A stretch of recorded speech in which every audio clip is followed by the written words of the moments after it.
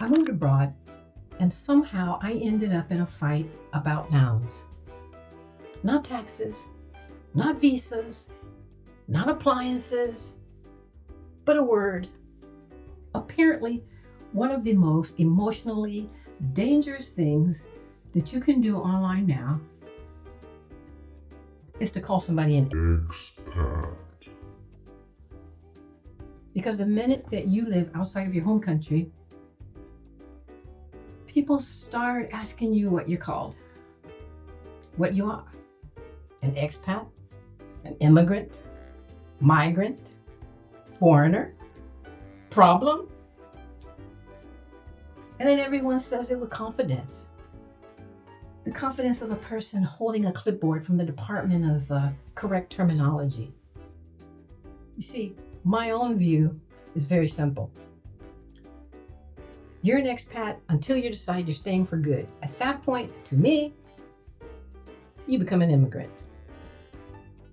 Because the emotional center changes. Expat has a temporary feeling. Immigrant has a staying feeling. Expat says, I live here. Immigrant says, this is where my life is now. And that's how I see it.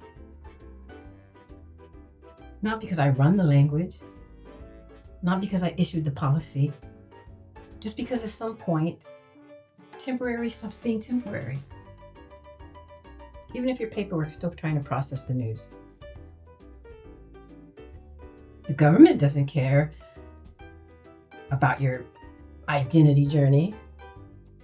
But the funny part is people argue online like this is a personal branding exercise. And I'm sorry, but the country itself is much less poetic. Because in reality, you're nothing unless the country says you can stay.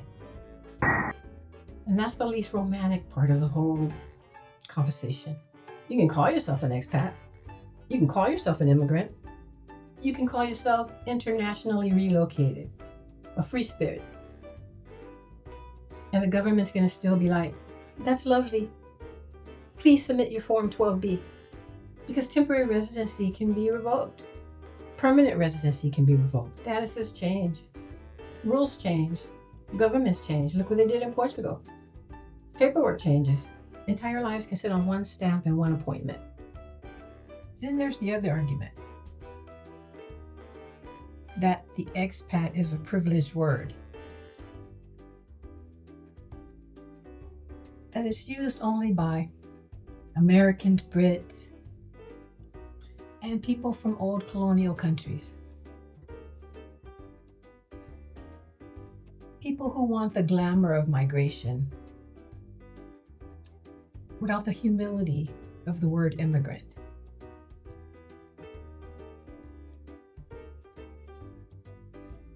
Now, I understand why people would say that. I do. Because sometimes the word expat is clearly being used to make the word sound chic. Temporary, cultured, and above the ordinary business of immigration. That part is real. But then people also say, well, we don't even have that word in our language. My reaction to that is, well, yeah, because it's not your language. English has words that other languages don't. And other languages have words that English doesn't have.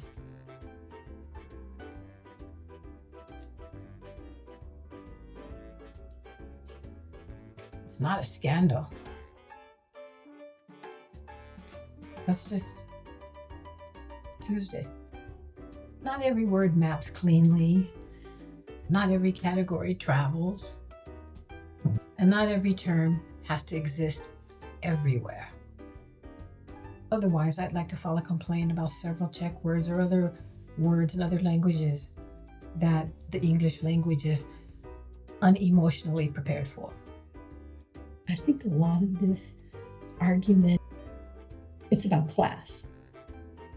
It's about class, it's about race, it's about power. It's about permanence. respectability, and who gets to sound adventurous instead of desperate. Because expat and immigrant, they're not just neutral labels anymore. People can hear whole stories inside of them. Expat can sound like voluntary, privileged, whereas immigrant can sound like permanent, serious, judged, burdened, scrutinized. So a lot of the fight is really about who gets what story and who gets which story attached to their movement. And that part is bigger than one word. Meanwhile, I'm just trying to buy cheese and not expire administratively. I didn't know that moving abroad would require a full identity subcommittee. I thought that the hard part would be bureaucracy. And I didn't know that the internet would assign me a noun. See, my personal view is still this. You're an expat until you decide you're staying for good. And then at that point, you become an immigrant. But even that's only the emotional version, because the legal version is much harsher. You're whatever status that they let you keep. That's the truth. And that may be the most immigrant thing of all. When you realize that your self-concept is less powerful than an office with fluorescent lighting. So I'm less interested now in policing the word expat versus immigrant than I am in noticing what people are trying to protect with it. Are they protecting status? Temporary identity?